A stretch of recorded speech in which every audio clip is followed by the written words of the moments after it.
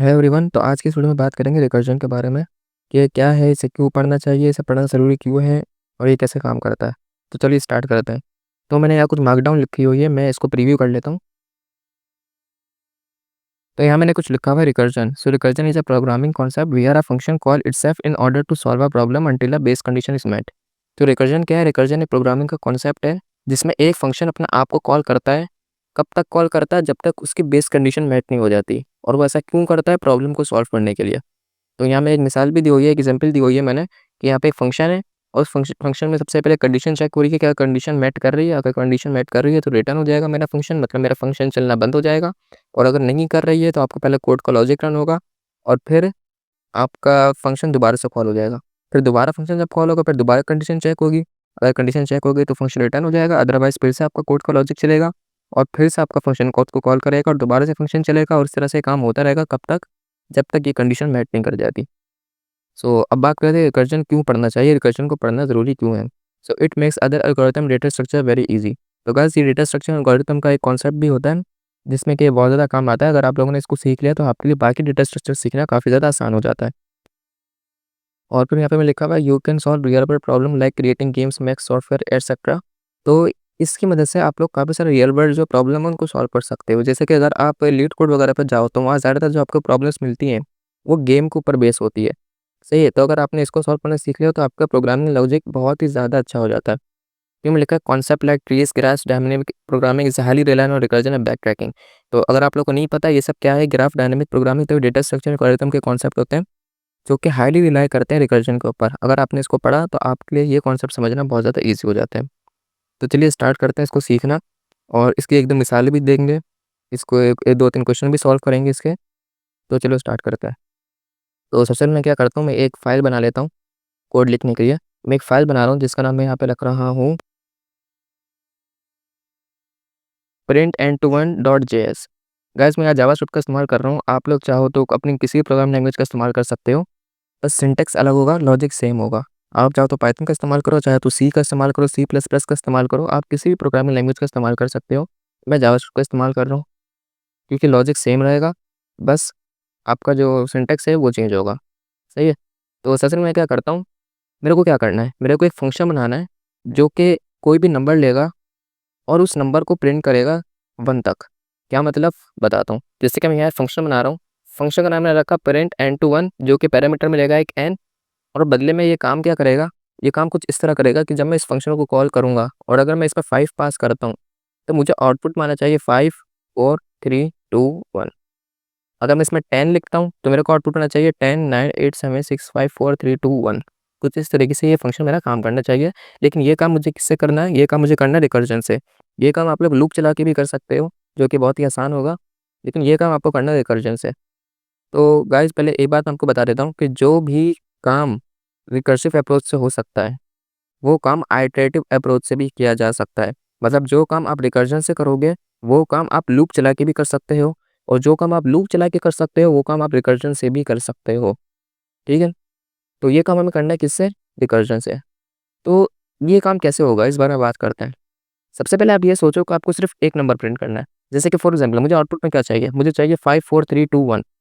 तो आपको क्या चाहिए, आपको खाली एक नंबर चाहिए। सबसे पहले अपने फंक्शन से एक नंबर प्रिंट करना है आपको, कोई एक नंबर। तो मैं कंसोल डॉट लॉग करूँगा क्या, n। तो अगर मैं इस प्रोग्राम को रन करूँगा तो मुझे आउटपुट में क्या मिलेगा? कोई इतनी मसरूली बात नहीं है, मुझे आउटपुट में सीधा-सीधा 5 मिल जाएगा क्योंकि यहाँ मैंने 5 लिखा है तो n में 5 चला जाएगा और यहाँ पे मैं n को प्रिंट कर रहा हूँ मतलब मेरा 5 प्रिंट होके आ जाएगा। इस प्रोग्राम को भी रन करके देखते हैं। मैं यहाँ पे Node.js का इस्तेमाल करूँगा इस कोड को रन करने के लिए। आप चाहो तो ब्राउज़र का भी इस्तेमाल कर सकते हो HTML फाइल बना के, लेकिन मैं यहाँ पे Node.js का इस्तेमाल कर रहा हूँ। तो मैं अब लिख देता हूँ node print1to n.js और यहाँ मुझे 5 देखने को मिल गया। सही है, लेकिन मुझे क्या चाहिए? मुझे चाहिए 5 4 3 2 1। तो रिकर्जन क्या होता है? एक फंक्शन अपने आप को कॉल कर रहा है तो आप इसी के अंदर इसी फंक्शन को दोबारा से कॉल करो और इस बार आप इसके अंदर पास कर दो n-1। अब क्या होगा? अब होगा कुछ यूँ कि फंक्शन कॉल हुआ, फंक्शन में चला गया 5, n के अंदर चला गया 5, तो n प्रिंट हुआ मतलब 5 प्रिंट हुआ। फिर इसने अपने आप को दोबारा कॉल करा और इस बार इसने अपने अंदर भेज दिया n-1। n क्या था? 5 था, 5 - 1 4। तो अब n दोबारा जाएगा और n के अंदर इस बार क्या होगा 4 और कंसोल डॉट लॉग हो जाएगा n मतलब 4 हो जाएगा और ये खुद को दोबारा कॉल करेगा और n-1, इस बार n की वैल्यू थी 4, 4 में से 1 माइनस हुआ तो 3 हो जाएगी। फिर दोबारा फंक्शन अपने आपको कॉल कर रहा है, मतलब n के अंदर इस बार क्या चला जाएगा 3। फिर इसी तरीके से n-1 मतलब 3 - 1 2, फिर 2 के लिए कॉल होगा, फिर 1 के लिए कॉल होगा, फिर ये 0 के लिए कॉल होगा, और फिर यहाँ पे क्या होगा, अब ये -1 के लिए भी कॉल होगा, -2 के लिए भी कॉल होगा, -3 के लिए भी कॉल होगा, और इस तरह से काम चलता रहेगा, चलता रहेगा, चलता ही रहेगा।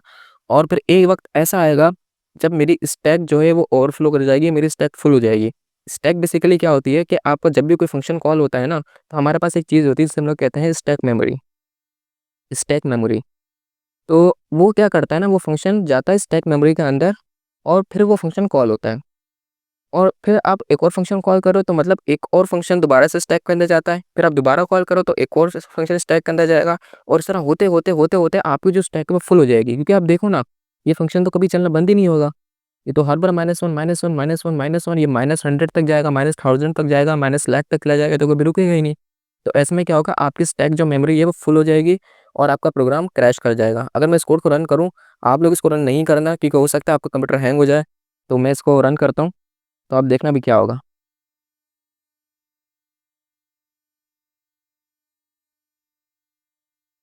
ये देखो, ये काफ़ी आगे तक रन हुआ, और फिर क्या हुआ, यहाँ पे क्या लिखा हुआ है, इस स्टैक फ्लो एरर, मतलब आपकी जो स्टैक ओवरफ्लो है वो हो चुकी है, यानी कि आपकी स्टैक फुल हो गई है, और ये कहाँ तक गया आप देख सकते हो, 11,279 तक ये गया। सही है, और फिर क्या हुआ, स्टैक फुल हो गया, जिस वजह से आपका कोड जो है वो क्रैश हो गया। सही है, आपका जो प्रोग्राम है वो यहाँ पे क्रैश हो गया। तो हमें क्या करना था, हमें 1 तक चाहिए था ना, हमें 1 तक चाहिए था। और देखो यहाँ मैंने क्या लिखा हुआ है, मैंने यहाँ पे क्या लिखा था, मैंने लिखा था कि फंक्शन तब तक कॉल होता है जब तक कंडीशन मैच नहीं कर जाती। तो हम क्या करेंगे, हम इसके अंदर लगाएंगे एक कंडीशन। मैं यहाँ पे इसके अंदर एक कंडीशन लगाऊंगा, मैं कहूँगा इफ, अगर अगर मेरी n की वैल्यू बराबर हो जाती है 0 के, तब क्या करना, तब रिटर्न हो जाना, मतलब फिर इससे आगे नहीं चलना। अब क्या होगा, अब सुनो, पहले 5 के लिए कॉल होगा, क्या 5 0 के बराबर है, नहीं, मतलब इफ तो चलेगा ही नहीं। कंसोल डॉट लॉग n मतलब 5 प्रिंट होगा, फिर n-1 4, फिर दोबारा चेक होगा कि 4 0 के बराबर है, नहीं, फिर कंसोल डॉट लॉग n मतलब 4 प्रिंट हो जाएगा, फिर n-1 मतलब 3 के लिए होगा, फिर 2 के लिए होगा, फिर 1 के लिए होगा, फिर जब ये 0 होगा तब चेक होगा n इक्वल टू 0, तो n होगा 0 के बराबर, तो मेरा फंक्शन रिटर्न हो जाएगा, मतलब इससे आगे चलेगा ही नहीं। बस अब आपकी प्रॉब्लम सॉल्व हो गई। मैं सेव करता हूँ, इस कोड को रन करूँगा, तो मुझे आउटपुट में देखने को क्या मिलेगा, 5 4 3 2 1। ये देखो, 5 4 3 2 1 मुझे आउटपुट में देखने को मिल गया, और यहाँ मेरा काम हो गया, यहाँ मेरी प्रॉब्लम सॉल्व हो गई। अब काफ़ी सारे लोगों को ये समझ में आ चुका होगा कि ये चीज़ काम कैसे कर रही है, ये क्या हुआ अभी अभी, लेकिन कुछ लोगों को समझ नहीं आया होगा। तो इस बारे में बात कर लेते हैं, मैं आपको समझाता हूँ कि ये काम कैसे कर रहा है अच्छे तरीके से। तो चलिए स्टार्ट करते हैं इसको समझना डीपली। तो चलो इसको समझते हैं ये काम कैसे कर रहा है। देखो, ये एक फंक्शन मैंने लिखा हुआ है, इस फंक्शन को मैंने कॉल करा 5 लिख के, तो क्या होगा, n के अंदर क्या चला जाएगा, n के अंदर चला जाएगा क्या, 5, 5 चला गया n के अंदर, n के अंदर 5 गया, तो n क्या 0 के बराबर है, नहीं, क्योंकि 0 के अंदर तो n के अंदर तो 5 है, तो 5 तो 0 के बराबर नहीं है, मतलब ये कंडीशन नहीं चलेगी। फिर क्या होगा, कंसोल डॉट लॉग n, मतलब n प्रिंट हो जाएगा। मैं एक काम करता हूँ, यहाँ पे कंसोल भी बना लेता हूँ, आप इसे कंसोल मान सकते हो। इस कंसोल में क्या प्रिंट हो जाएगा, 5। फिर क्या होगा, फिर क्या होगा, प्रिंट n to 1, दोबारा से अपने आप को कॉल कर रहा है फंक्शन, और इस बार अपने अंदर पास कर रहा है n-1 मतलब 4। तो क्या होगा, ये फंक्शन दोबारा कॉल होगा, और इस बार जब ये फंक्शन कॉल होगा,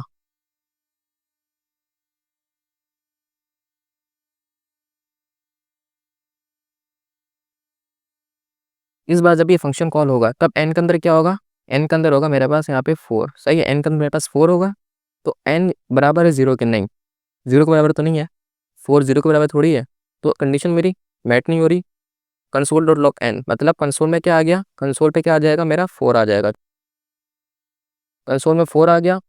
प्रिंट n-1 मतलब ये अपने को दोबारा कॉल कर रहा है, और इस बार अंदर अपने अंदर क्या पास कर रहा है, n-1, n क्या है 4, तो 4 - 1 मतलब 3, मतलब ये फंक्शन अपने आप को दोबारा से कॉल कर रहा है, तो ये दोबारा से कॉल होगा एक बार,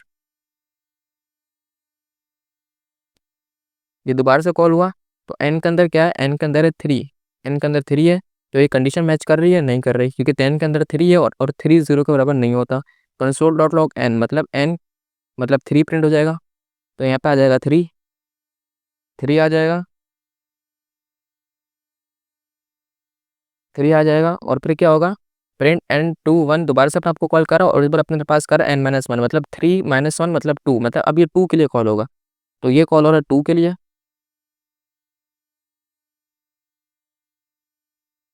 ये अब कॉल होगा किसके लिए, 2 के लिए, मतलब इसके लिए कॉल हुआ, यहाँ पे क्या आएगा, यहाँ पे आ जाएगा 2, यहाँ पे 2 आ गया।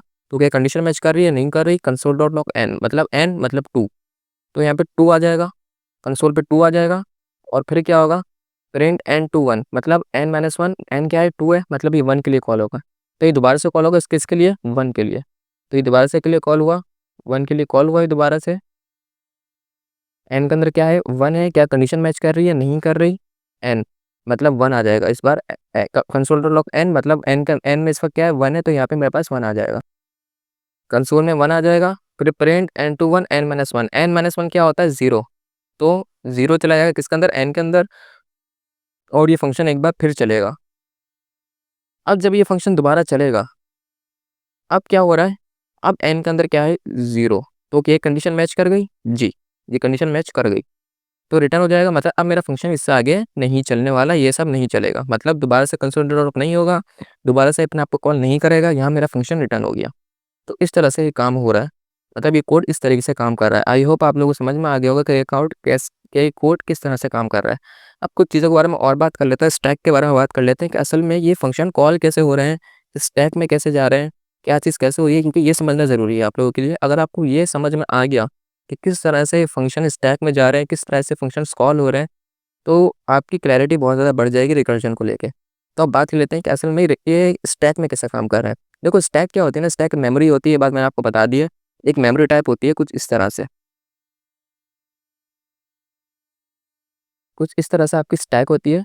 और जब भी कोई फंक्शन कॉल होता है, जब भी कोई फंक्शन कॉल होता है, वो चला जाता है आपकी स्टैक के अंदर। जैसे कि समझ लो ये एक फंक्शन है, आप ये मान सकते हो कि ये क्या है, ये एक फंक्शन था, ये फंक्शन था। हमारे फंक्शन में, हमारे फंक्शन का नाम क्या था, print n to one, print n to one. और ये अपना क्या लेके जा रहा था, 5 लेके जा रहा था सबसे पहले। तो ये फंक्शन यहाँ पर आ गया, सही है, ये फंक्शन कॉल हुआ, मतलब ये स्टैक के अंदर आया। और जब ये फंक्शन स्टैक के अंदर आया पहली बार, ये फंक्शन जब स्टैक के अंदर आया, तो ये अपने आप को कॉल कर रहा है, सही है। मतलब इस फंक्शन का एग्जीक्यूशन पूरा हुआ ही नहीं, ये लाइन नंबर 6 तक आया और इसने अपने आप को दोबारा कॉल कर दिया, मतलब ये फंक्शन खत्म नहीं हुआ। ये समझने वाली बात है, ये फंक्शन खत्म नहीं हुआ, इस फंक्शन ने कुछ भी रिटर्न नहीं किया। और इस फंक्शन की आखिरी लाइन क्या थी कि ये अपने आप को कॉल कर रहा है, मतलब ये फंक्शन खत्म नहीं हुआ था, ये फंक्शन खत्म हुआ ही नहीं, इसने अपने आप को दोबारा कॉल कर दिया। मतलब ये फंक्शन दोबारा से कॉल हुआ, मतलब दोबारा से स्टैक के अंदर गया ये फंक्शन, और इस बार ये अपने अंदर लेके गया 4। ये फंक्शन क्या लेके गया अपने अंदर, 4 लेके गया। प्रिंट एन टू 1 क्या लेके गया अपने अंदर, 4 लेके गया, सही है। इसके बाद 4 वाला जब कॉल हुआ, ये वाला 4 वाला जब ये कॉल हुआ, तब क्या हुआ, तब दोबारा से ये फंक्शन एग्जिट नहीं हुआ, ये फंक्शन खत्म नहीं हुआ। ये फंक्शन जैसे लाइन नंबर 6 तक गया, इसने आपको दोबारा कॉल कर दिया। मतलब ये दोबारा कॉल हुआ किसके लिए, 3 के लिए। ये अपना 3 के लिए कॉल हुआ, ये फंक्शन कॉल हुआ किसके लिए, 3 के लिए कॉल हुआ। फिर दोबारा ये कॉल हुआ किसके लिए, 2 के लिए, 2 के लिए कॉल हुआ, 1 के लिए कॉल हुआ। और फिर 0 पर जब ये आया, जब ये 0 के लिए भी ये फंक्शन चला, सही है, 0 के लिए भी ये चला, ये 0 के लिए भी चला, सही है, ये 0 के लिए भी चला था, या आप देख सकते हो ये 0 के लिए भी चला था, लेकिन 0 के बाद ये एग्जिट हो गया, यानी कि रिटर्न हो गया, तो फंक्शन मेरा खत्म हो गया। तो जब ये आया किसके पास, 3 के, जब ये 0 पर आया, तब ये फंक्शन रिटर्न हो गया, मतलब ये फंक्शन मेमोरी से उड़ गया। जब भी कोई फंक्शन खत्म होता है वो स्टैक से उड़ जाता है, तो ये फंक्शन स्टैक से उड़ गया। फिर ये गया 1 वाले के पास। अब 1 वाले की आखिरी लाइन एग्जीक्यूट हुई पूरी तरह से, मतलब अब मेरा 1 वाला जो फंक्शन था, फिर वो खत्म हुआ। क्यों, क्योंकि देखो सबसे पहले ये वाला फंक्शन था 0 वाला, 0 वाला खत्म हुआ, तो इसके बाद कौन सा वाला था, 1 वाला था। तो अब ये जाएगा 1 वाले के पास, वो कहेगा हाँ भाई मेरा काम हो गया, अब आगे क्या करना है। इसने कहा आगे तो कुछ है ही नहीं, मतलब खत्म हो जाओ, एग्जिट हो जाओ, खत्म हो गया। तो अब ये फंक्शन भी खत्म हो जाएगा। अब ये जाएगा 2 वाले के पास, ये कहेगा भैया मेरा काम हो गया, अब देखो अब मुझे क्या करना है। ये कहेगा अब तो कुछ भी नहीं करना, फंक्शन तो खत्म हो गया। तो फिर ये भी खत्म हो जाएगा, इसी तरह ये भी खत्म होगा, ये भी खत्म होगा, और फिर ये भी खत्म होगा। इस तरह से ये चीज़ें काम करती हैं। और जब आपके फंक्शन बहुत सारे हो जाते हैं, तो एक के ऊपर एक के ऊपर एक के ऊपर एक के ऊपर एक के ऊपर आता रहता है, और फिर क्या होता है, आपकी स्टैक फुल हो जाती है, जिस वजह से आपका कोड क्रैश कर जाता है। जैसे हमने पहली बार जब कोड लिखा था, जब मैंने आपको लिख के दिखाया था, जिसमें मेरी स्टैक ओवरफ्लो हो गई थी, तो वो इस तरह से ओवरफ्लो हुई थी। सही है, तो उम्मीद करता हूँ आप लोगों को ये चीज़ समझ में आ गई होगी अच्छी तरह से। अब मैं आप लोगों को एक टास्क देता हूँ। अब आप लोगों को एक फंक्शन लिखना है जो कि n लेगा, मतलब कोई भी नंबर लेगा एज एन इनपुट, कोई भी नंबर ले, इनपुट नहीं, एज एन आर्ग्यूमेंट कोई भी नंबर लेगा, और फिर क्या प्रिंट करेगा, 1 2 3 4, कब तक प्रिंट करेगा, जब तक n नहीं आ जाता। मतलब क्या हुआ, मतलब अगर कोई फंक्शन कॉल करते वक्त उसमें 5 पास करेगा तो मुझे आउटपुट मिलना चाहिए 1 2 3 4 5, मुझे ये आउटपुट चाहिए। सही है, अगर कोई 5 पास कर रहा है तो मुझे 1 2 3 4 5 चाहिए। मतलब पहले मेरे को क्या चाहिए था, पहले मुझे डिसेंडिंग ऑर्डर में चाहिए था, मुझे असेंडिंग ऑर्डर में चाहिए। मतलब अगर मैं 10 लिखूँ तो 1 से लेकर 10 तक गिनती मेरे को चाहिए। सही है, अब आपको ऐसा फंक्शन लिखना है। तो अभी आप लोग वीडियो पॉज करो और इस फंक्शन को लिखने की कोशिश करो। आई होप आप लोगों ने ट्राई किया होगा। अगर आप लोगों को इससे सॉल्यूशन हो गया तो कांग्रेचुलेशंस, अगर आप लोगों को से नहीं हो पाया तो भी कांग्रेचुलेशंस हो गया। अब आप लोग सीखने जा रहे हो कि ये काम कैसे होगा। तो इसके लिए अब मैं क्या करता हूँ, एक नई फाइल बनाता हूँ। इसका नाम मैंने रख दिया print12n.js। मैं फिर बोल रहा हूँ गाइस, मैं यहाँ जावास्क्रिप्ट का इस्तेमाल कर रहा हूँ। आप लोग किसी भी लैंग्वेज का इस्तेमाल कर सकते हो, आप लोग पाइथन का भी इस्तेमाल कर सकते हो, किसी भी लैंग्वेज का इस्तेमाल कर सकते हो। मैं यहाँ जावास्क्रिप्ट का इस्तेमाल कर रहा हूँ। तो अब मैं क्या करूँगा, मैं एक फंक्शन बनाऊँगा, फंक्शन जिसका नाम मैं रख दूँगा print12n, जो कि पैरामीटर लेगा एक n, और मैं इस फंक्शन को कॉल भी कर देता हूँ print12n, जिसमें मैं पास कर रहा हूँ फिलहाल 10। मतलब अगर मैंने 10 लिखा तो मुझे आउटपुट में क्या चाहिए, 1 2 3 4 5 6 7 8 9 10। अब इस काम को आप लोग कैसे करोगे, इस काम को करने के लिए आपको एक और आर्गुमेंट लेना पड़ेगा i। इस काम को करने के लिए आपको एक और आर्गुमेंट लेना पड़ेगा i, और यहाँ पे आप लोग पास कर दो कोमा लगा के 1। सही है, मतलब अब ये क्या होगा, अब ये जाएगा 1 से लेके 10 तक। सही है, मैंने यहाँ पे लिख दिया 1, तो ये जाएगा 1 से लेके 10 तक। ओके, तो अभी तो फिलहाल कुछ भी नहीं होगा क्योंकि हमने फंक्शन की बॉडी तो पूरी खाली पड़ी है। तो अब मैं क्या करूँगा, मैं यहाँ पे चेक करूँगा, बल्कि चेक नहीं करूँगा, सबसे पहले मैं यहाँ पे प्रिंट करूँगा console.log i। तो मेरे पास आउटपुट में क्या आएगा, मेरे पास आउटपुट में आ जाएगा 1। क्यों, क्योंकि i के पास क्या है, 1 है, तो 1 मेरा प्रिंट हो जाएगा। और मुझे क्या करना है इसके बाद मुझे 2 प्रिंट करना है, फिर मुझे 3 प्रिंट करना है, फिर 4 प्रिंट करना है। तो जब मेरा i प्रिंट होगा तब मैं क्या करूँगा, मैं i प्लस प्लस कर दूंगा। मतलब मेरा i प्लस प्लस होगा तो क्या होगा, पहले 1 था तो अभी 2 हो जाएगा। सही है, और फिर मैं क्या करूँगा, मैं प्रिंट 1 to n को दोबारा से कॉल करूँगा, और n में मैं दोबारा से n ही पास कर दूंगा, क्योंकि देखो मैंने n की वैल्यू चेंज नहीं करी। तो n में 10 था, मतलब n के अंदर फिर से 10 पास हो जाएगा और i भी पास हो जाएगा। बस, प्रिंट के अंदर n पास हुआ, n क्या था 10, i पास हुआ। i पहले 1 था लेकिन यहाँ पे मैंने क्या करा, उसको 2 कर दिया, तो इस बार 2 पास होगा, यानी कि फंक्शन दोबारा कॉल होगा। कंसोल.log i की वैल्यू क्या हो जाएगी, 2 हो जाएगी, फिर प्लस प्लस होगी मतलब 3 हो गई, फिर n दोबारा से पास हुआ, 10 दोबारा पास हो गया, i में क्या होगा, 3 होगा, फिर दोबारा से कॉल होगा, फिर 3 के लिए कॉल करने के बाद फिर ये 4 हो जाएगी, फिर ये 4 के लिए कॉल होगा, फिर 5 6 7 8 9 10। लेकिन फिर मसला ये होगा कि 10 के बाद रुकेगा नहीं, ये 11 के लिए भी कॉल होगा, 12 के लिए भी कॉल होगा। क्यों होगा, क्योंकि हमने कंडीशन नहीं लगाई। अब हम लगाएंगे कंडीशन। सिंपल मैं यहाँ पे लिखूंगा, अगर अगर मेरी जो n की वैल्यू है अगर वो बराबर हो गई i के, तब क्या करना, रिटर्न कर जाना। मैं यहाँ ट्रिपल ट्रिपल इक्वल टू लगा देता हूँ। सही है, अच्छी प्रैक्टिस मानी जाती है ट्रिपल इक्वल टू लगाना। और मेरी प्रॉब्लम यहाँ पे हो गई सॉल्व। बस, अगर मैं इस फंक्शन को रन करूँ, अगर मैं इस फाइल को रन करूँ, print12n.js, तो आप देख सकते हो 1 से लेके 9 तक प्रिंट हुआ। ओके ओके ओके ओके, ऐसा क्यों हुआ, क्योंकि देखो जब मेरी वैल्यू n इक्वल टू 1 हुई, मतलब जब मेरी वैल्यू 10 के बराबर हुई, उस वक्त मैंने रिटर्न कर दिया। चलो कोई बात नहीं, एक काम करता हूँ, इसके अंदर console.log आप कर सकते हो आई। ओके, आप लोग ऐसे भी कर सकते हो। अब आपको सही आउटपुट मिलेगा, या तो यहाँ पे आप ग्रेटर देन भी कर सकते हो, जो भी सही है। अब ये तरीका बिल्कुल सही था, इसमें कोई प्रॉब्लम नहीं है। अगर आप लोगों ने ऐसा सॉल्यूशन निकाला है तो ये बिल्कुल सही है, इसमें कुछ भी गलत नहीं है। लेकिन अब मैं आप लोगों को एक नई चीज़ दिखाना चाहता हूँ। हमने जो पहले फंक्शन लिखा था ये वाला, मैं इसको कॉपी करता हूँ और यहाँ ले आता हूँ, और फिलहाल ये सारा कोड मैं कमेंट कर रहा हूँ।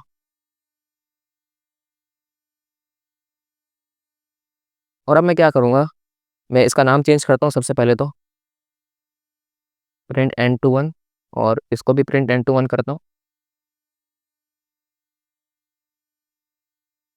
और एक छोटा सा काम करूँगा, बस मैं एक छोटा सा काम, ये console.log को मैं उठा के यहाँ लिख दूंगा। और अब अगर आप इस कोड को रन करो, मैं यहाँ 10 लिख देता हूँ। अगर आप इस कोड को रन करते हो, ये देखो सेम आउटपुट। बस मैंने क्या करा, console.log को यहाँ से उठा के यहाँ ले आया, और मेरा सेम आउटपुट आ गया 1 से लेकर 10 तक गिनती। तो ये क्या हुआ अभी अभी, ये कैसे हुआ, इस बारे में बात कर लेते हैं, इस चीज़ को समझ लेते हैं। आप में से काफ़ी सारे लोग शायद समझ भी गए होंगे, जिन्होंने स्टैक को अच्छे से समझा, जिन्होंने स्टैक को समझा अच्छे तरीके से, जिन्होंने समझा कि फंक्शन कैसे रन हो रहा है, उनको समझ आ गया होगा। तो ये फंक्शन कैसे काम कर रहा है, देखो प्रिंट n to 1, इसमें मैंने 10 पास करा, मतलब n के अंदर क्या चला गया, n में चला गया 10। कंडीशन मैच हुई, नहीं हुई, क्योंकि n 0 के बराबर नहीं है, मतलब 10 0 के बराबर नहीं है, कंडीशन मैच नहीं हुई। प्रिंट n to 1, इसने अपने आपको कॉल करा किसके लिए, 9 के लिए। अब देखो इस चीज़ को नोटिस करना, इसने फ़ौरन अपने आपको कॉल कर दिया, कंसोल डॉट लॉग हो ही नहीं पाया, नहीं हुआ ना, कंसोल डॉट लॉग क्या हुआ, नहीं हुआ, मतलब मेरी ये वाली लाइन एग्जीक्यूट हो ही नहीं पाई, ये वाली लाइन मेरी एग्जीक्यूट नहीं हो पाई। सही है, इसने डायरेक्ट अपने आपको कॉल कर दिया किसके लिए, 9 के लिए। तो ये 9 के लिए दोबारा कॉल हुआ, जब ये 9 के लिए कॉल हुआ, जब इसमें 9 गया, कंडीशन मैच हुई, नहीं हुई। प्रिंट n to 1, इसने अपने आपको कॉल कर दिया 8 के लिए, कंसोल डॉट लॉग नहीं हो पाया, नहीं हुआ ना, क्या हुआ, नहीं हो पाया ना, फिर क्या होगा, इसने अपने आपको कॉल कर दिया किसके लिए, 8 के लिए, इसने आपको कॉल कर दिया 8 के लिए, 8 के लिए कॉल करा, कंडीशन मैच हुई, नहीं हुई, कंडीशन तो मैच नहीं हुई। क्या हुआ, इसने अपने आपको कॉल कर दिया किसके लिए, 7 के लिए, फिर ये 6 के लिए कॉल करेगा, 5 4 3 2 1, जैसे ये 0 पे आएगा तब क्या होगा, कंडीशन मैच हो जाएगी और मेरा फंक्शन ख़त्म हो जाएगा। मेरा फंक्शन ख़त्म हुआ, इसके बाद क्या होगा, अब ये समझते हैं, इसके बाद क्या होगा। देखो स्टैक थी हमारे पास, क्या थी, एक स्टैक थी, स्टैक में क्या होता है, एक एक करके फंक्शन जाते हैं, पहला फंक्शन एक एक करके फंक्शन जाते हैं, पहला यही फंक्शन गया, फिर दूसरा फंक्शन गया, फिर तीसरा फंक्शन गया। देखो सबसे पहले कौन सा फंक्शन गया, सबसे पहले फंक्शन गया ये वाला 10 वाला, मतलब इसके पास आर्ग्यूमेंट क्या था, 10 था, इसके पास 10 आर्ग्यूमेंट था, इसके पास था 10, उसके पास था 9, तो उसके ऊपर वाले के पास था 8। सही है, उसके ऊपर वाले के पास 8 था, फिर 7 6 5 4 3 2 1 0, कुछ इस तरह से काम कर रहे थे। सही है, देखो जब ये 0 के लिए रन हुआ, जब ये कोड 0 के लिए रन होगा तब क्या होगा, कंडीशन मैच हो जाएगी, कंडीशन मैच हुई तो रिटर्न हो गया, रिटर्न जैसे ही हुआ मतलब ये फंक्शन यहाँ से उड़ गया। सही है, ये फंक्शन यहाँ से उड़ गया। अब मुझे एक बात बताओ, ये फंक्शन जब यहाँ से उड़ा, जब ये फंक्शन उड़ गया तब क्या होगा, तब दोबारा से जाएगा वो किसके लिए, 1 वाले के लिए। सही है, क्योंकि 1 वाले का काम खत्म नहीं हुआ था, 1 वाले का काम खत्म हुआ ही नहीं था, कंसोल डॉट लॉग तो हो ही नहीं पाया था, उसने अपने आप को पहले ही कॉल कर दिया था, तो उसके बाद कंसोल डॉट लॉग होगा 1। सही है, फिर उस वाले का काम भी खत्म हो जाएगा, इसके अगले वाले का, फिर वो दोबारा खुद को कॉल करेगा, खुद को कॉल नहीं करेगा, पुराने वाले को कॉल करेगा, क्योंकि वो भी स्टैक में पड़ा हुआ है, उसका काम पूरा हुआ नहीं था। फिर वो दोबारा जब उसका काम खत्म हो जाएगा, वो भी उड़ जाएगा स्टैक से, फिर वो आपसे अपने पुराने वाले को कॉल करेगा, कॉल नहीं करेगा, उसका आखिरी वाली जो लाइन बची थी उसको एग्जीक्यूट करेगा, उससे आखिरी वाला एग्जीक्यूट होगी, उससे आखिरी वाला एग्जीक्यूट होगी, उससे आखिरी वाला एग्जीक्यूट होगी। मतलब ये सारे फंक्शन इंतजार कर रहे थे कि कब ये वाले पुराने हमारे आगे वाले काम जो है वो खत्म हो, मतलब कब ये वाला फंक्शन अपना काम खत्म करे तब हम अपना काम करें।